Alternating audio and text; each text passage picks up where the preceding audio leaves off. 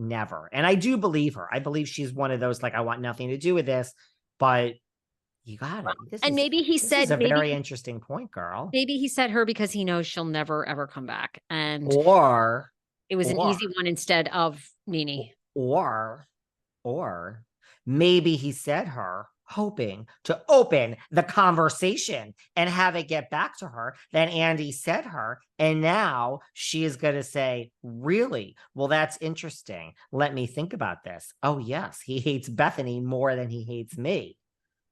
Could backfire. She could be like, listen, you pathetic little thing.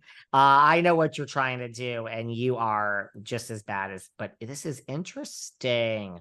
Sarah, very interesting. Yeah. Well, no, I mean, we have time for one more topic. I was like, what else for you were like, was a big highlight from BravoCon? Well, and guys, we're going to have to do a whole nother show about BravoCon. We're just scratching the surface. I thought that he also hedged, this is Andy, about Nene Leakes when they said, like, he's like, right, he was like, what did he say? Like, the door's open, and then it was like, no, the door's this is my not heart. open. My heart. Somebody asked, an audience member asked, would you ever reconcile with Nene? And what did it and is there ever a place, would she ever get a peach again? And he said, as far as reconciling, there's always room in my heart, 100%. But as far as a peach, he goes, a few years ago, I don't remember this, but I'm sure you do. He said she asked me to keep her name out of my mouth. So I try to respect that, which of course was like, what a brilliant clapback, right? Because that gets you out of saying if you would ever, which of course they're still in lawsuit. So there's no way she's coming, but she's never coming back anyway. That bridge is totally burnt. But I think, don't you? Or you think? Yeah. No, I think that. And on that point, and again, just to make it clear, it's not that I don't want to talk about Vanity Fair, the reckoning. It's just it's literally a whole show. I have a lot to say, and I need to reread the article. But let me also just say that he was asked at some other point in the weekend of, what do you think of we rebooted New York?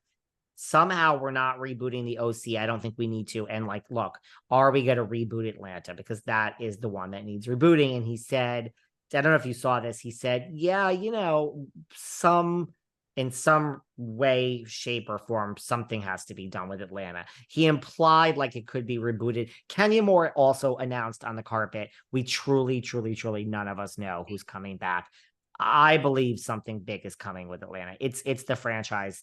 To me, the most broken franchises, and so many Atlanta fans always come for me when I say this. It's not that I don't like Atlanta. I don't care. I don't have a horse in this race. I'm not Team Melissa. I'm not Team Teresa. I'm just giving you the facts. I'm a flip-flopper. Right now, Atlanta fucking sucks. It is broken. It is ruined. We had two horrible. I really feel Atlanta, to me, is the franchise with the worst. Something is off. And it's so sad. You can't even say the worst cast because, I mean, Kandi is great. Kenya Moore is a fucking all-star if I have ever seen an all-star. She is the #1 seat on that show. And Kandi is great. Something is wrong with Atlanta. So somehow Atlanta, to me, is the worst franchise and it's broken and we have to fix it. And he kind of agreed. I know you're not into this at all, but it was anyone else listening obsessed with Keith Lee, the food TikToker who tried to go to Old Lady Gang. Oh my God, you guys have got to watch that review if you haven't. And then Candy's response, sweetie, it was not good. What was her? So like what? So is he like some big? So I mean, I saw it. I just didn't know who he is. He has like 8 million, 10 million followers on TikTok, and he's from Las Vegas. And he started this whole thing where he would go in and he would purchase his own food. He never takes food for free, and he just gives his honest take. And he's very nice, but I don't ever get the vibe from him that he's phony. I think he's always sincere. And the whole point was he started to try to help small business. Okay, so he goes to Atlanta because so many of his fans are like, review Atlanta restaurants and review Atlanta restaurants. I've never been to Atlanta. He knew OLG was Kandi Burruss, right? Yeah. Well, one of the managers, there's no name. He didn't post a name, but they had reached out to Keith and said, please come to Old Lady Gang, come to Old Lady Gang. He sends his family into Old Lady Gang on a Saturday. And they go, how long's the wait? 2 hours to sit down at Old Lady Gang. Okay, well, that's not going to work. Then there's this whole thing in Atlanta restaurants. They don't do any carryout. No carryouts on the weekend. Then Keith called to place an order. Nobody answered the damn phone. No, like answering machine, like, hi, you've reached Old Lady Gang. We're not available. We don't do nothing. No one ever picked up. Then they wouldn't do carry out from the bar because apparently they were so busy, 2-hour wait. So somehow his family comes back. They decide to bring Keith in, I guess. Keith goes in. The minute they see Keith, the wait had gone to 5 minutes. And Keith goes, how is that possible? Oh, well, we called a bunch of people that were on the wait list. They weren't available, so you can sit. Keith said, no. I don't want to do that. Like, I'll be back. I appreciate He you. wants like the real experience. He wants to pay. He wants the real experience. He does not want to be treated like a, TikTok celebrity or whatever. Anyway, he tells this whole story. Oh, Lord. Lordy. Well, I guess Atlanta is known for just horrible, shitty restaurant service, like the worst. Cardi B even said it's the worst. I got to go to Atlanta now because I've only been to Savannah. But anyway, then Kandi jumped on and I kind of was disappointed. Kandi basically goes, Keith, thank you so much for coming. Yes, it's true. We don't do carry out on the weekends because we're so busy. We hope you'll come back. We love you all so much. Old Lady Gang is doing so great. Like, she basically never addressed like that they don't pick up the phone and never addressed why they treated him like so differently than they would any other customer. Hello, of course they did because he was TikTok once they realized who he was. But people were like, really? You won't even take some like constructive criticism?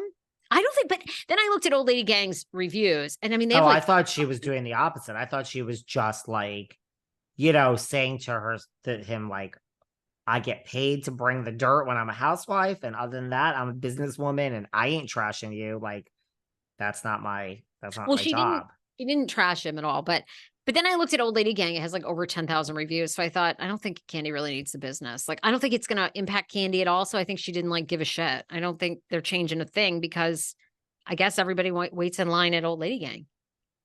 Guess who would not wait in line? Sarah Fraser. Apparently she doesn't wait. Sweetie, absolutely not. 2 hours? Are you kidding? What restaurant? I mean, back at Pizza Hut in the 80s? I mean, nobody has a 2-hour wait. Well, if you could sit at the bar. I also loved, I don't believe that. You and I have gone out to eat many times. I'm fine never sitting at the table. It's not just because I'm on the semi-glutide, although really I'm not, because I've gained a shit fucking ton of weight, which I don't even want to get into.